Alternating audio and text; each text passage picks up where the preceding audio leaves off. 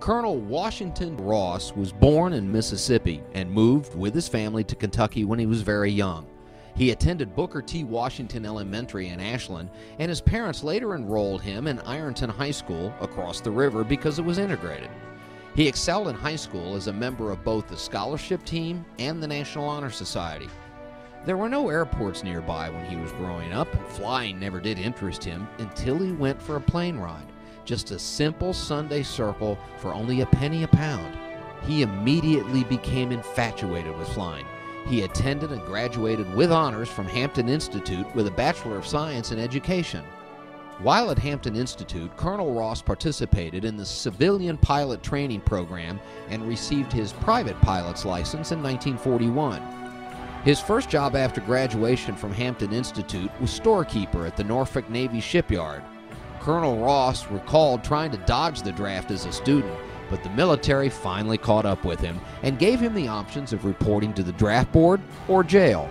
He chose the draft board and reported to the Tuskegee Army Air Base in Alabama for aviation cadet training. Two major events occurred in October of 1943. Ross married Willie Pearl White, who he met at Hampton, and he graduated from Tuskegee as a fighter pilot with the rank of second lieutenant. His first duty station was Selfridge Field, Michigan, for overseas training. The majority of his class joined the 332nd Fighter Group and departed for the European theater in December. Ross, however, stayed behind with an unexpected hospitalization.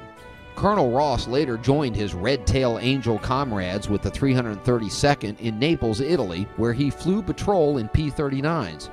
He was later transferred to the 15th Air Force. There, he flew P-47s and eventually P-51s on long bomber escort missions. It might have been luck, or maybe Col Ross had his own angel, when the P-51 he was flying on a strafing mission over Marseilles, France, took a 20mm shell in the rear of the fuselage. But he made it back to base without realizing his plane had been damaged. The Tuskegee Airmen established a near-perfect safety record for bomber escort missions. The war was winding down. Col Ross had proven himself on 63 escorts and missions, and he was rotated back home. Stateside, he was assigned to the Tuskegee Army Air Base as a twin-engine instructor for the B-25. The Tuskegee Air Base was closed in 1946, and Col Ross was transferred to Lockbourne Air Base in Ohio under the command of Benjamin Davis, Jr. Col Ross was honorably discharged in 1947. After active duty, Col Ross joined the U.S. Air Force Reserves and served 20 years in various assignments, including being put on alert during the Bay of Pigs invasion in 1961. Washington Ross retired as a lieutenant colonel in 1981.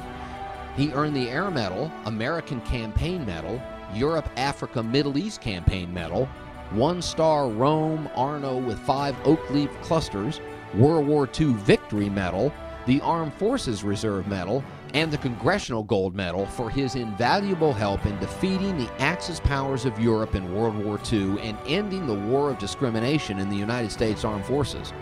While serving in the Air Force Reserve, Col Ross worked 10 years for the U.S. Postal Service and 29 years with the Detroit Board of Education, where he served as teacher and department head. He also furthered his education with an MA degree in teaching mathematics from the University of Detroit and BBA and MBA from DeAndre University in Michigan. He is a member of the Tuskegee Airmen Incorporated and an active member of their Speakers Bureau. He is a life member of the Reserve Officers Association, a very active member in his church, and has served in many capacities, including president with the Detroit chapter of the National Hampton Alumni Association. Col Ross and his late wife were married for 60 years. They have 4 children and 3 grandchildren. It is therefore fitting that Washington Ross, whose extraordinary determination to succeed as pilot when racist attitudes were officially sanctioned in the military, be enshrined into the official Aviation Hall of Fame of the Commonwealth of Kentucky.